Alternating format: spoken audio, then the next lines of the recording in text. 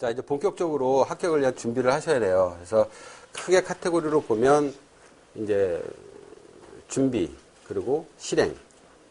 이렇게 크게 나눌 수가 있는데, 먼저 이제 준비를 보시면, 사전학습 때, 내가 기술사가 돼야만 하는 이유, 이렇게 막 쓰셨잖아요. 사실 이게 이 성인들 대상으로 이렇게 한다라는 게, 본인들이 이렇게 그걸 쓴다라는 게 참 낯간지러운 일인 것 같기도 하고, 뭐 저도 똑같이 했었는데 저는 이제 어떻게 했냐면, 그냥 남들이 해놓은 거, 거기서 앞에 글자만 이렇게 바꿔갖고 했었는데, 사실은 그렇게 하기는 했지만, 내심적으로 남들한테 밝히기 부끄러운 나만의 어떤 당성을 만들어가지고, 또 책상에 붙이기도 좀 그렇고, 애들도 있고 하니까 좀 겸연쩍잖아요. 그러니까 수첩에다 고이고 이제 꾹꾹 넣고서 다녔어요.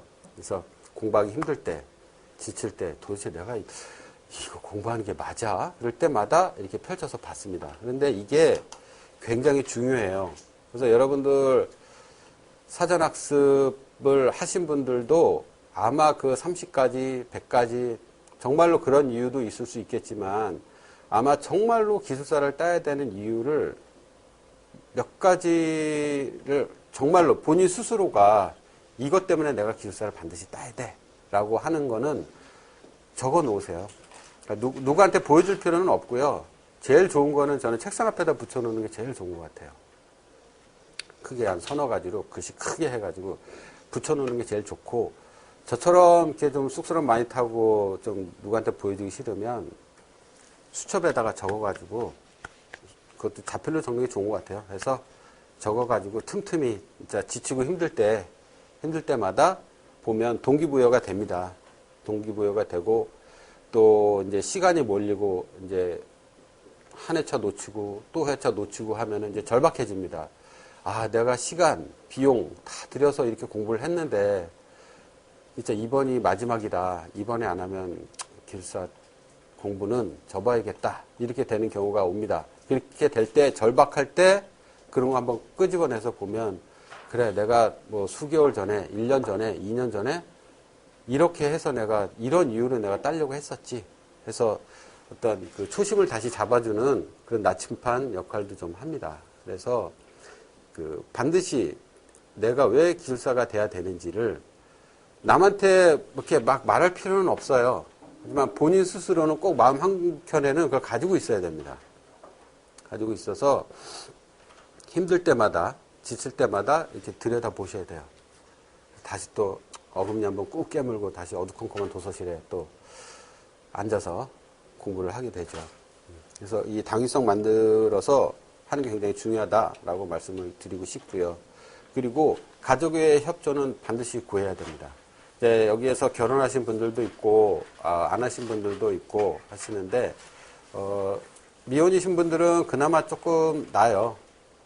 조금 난데, 이제 결혼하신 분들 같은 경우는, 지금 이제 기술사 준비하시는 연령대 분들이 보통 이제 결혼해서 아기가 아주 어리거나, 또 이제 가장 손을 많이 봐줘야 될 때거나, 막 그럴 때예요. 근데 그런 상황에서 내가 기술사 공부를 한다고 주말에 와서 집으로 안 오고 도서관에 갔다가 11시 넘어서 오고 또 집에 오자마자 씻기만 하고 다시 또 책상 스탠드 앞에 공부를 해서 2시까지 공부를 하고 새벽에 또 나가고, 이 생활이 기술사 딸 때까지 계속 반복이 되면 이제 처음에는 이제 남편이든 와이프든 공부를 한다고 하니, 또 기술사가 된다고 하면 많이 달라진다고 하니 밀어줍니다.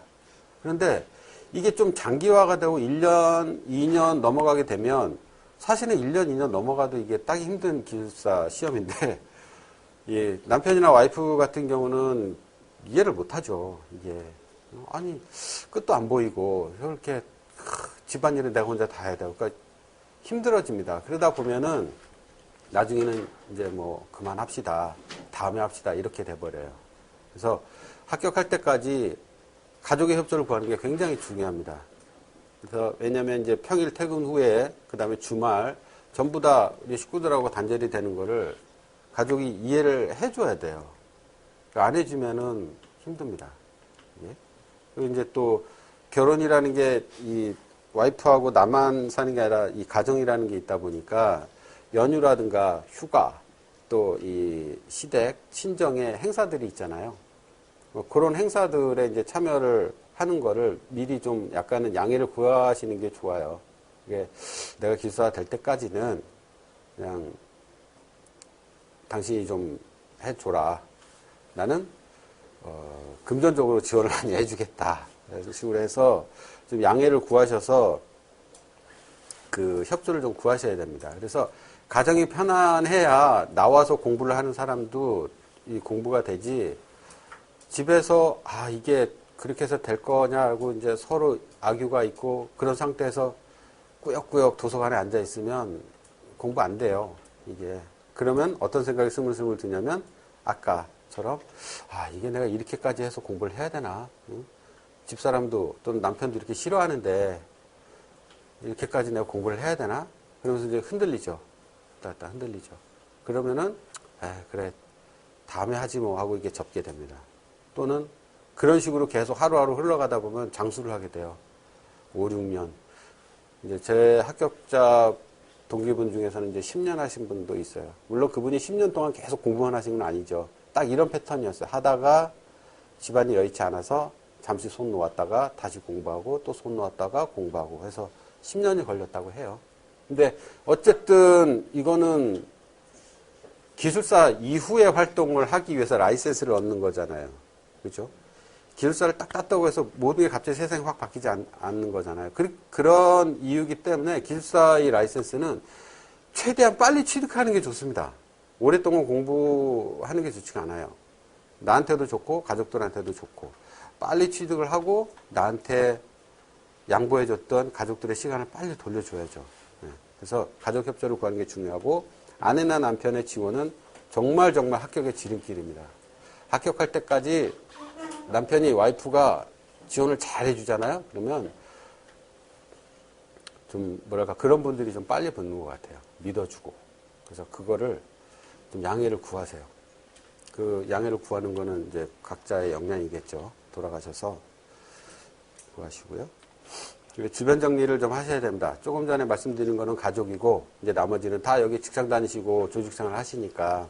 그래서 만약에 회사에서 기술사에 관련된 걸 지원을 해준다면 적극 활용하셔야 돼요. 예를 들면 어떤 회사는 제가 알기로는 이 학원 수강비를 한 회차 한 번은 내준다고 알고 있어요. 그게 어떤 회사인지 모르겠는데 들었었어요. 그래서 한 회차는 회사에서 지원을 해주고 그 다음부터는 자비로 해야 되고 굉장히 큽니다. 그거는 뭐냐면 그 회사에서 기술사 양성을 인정을 해준다라는 거예요. 이게 그러면은 정말 해볼 가치가 있죠. 회사에서도 인정을 해주는 자격증을 공부를 하는 거를.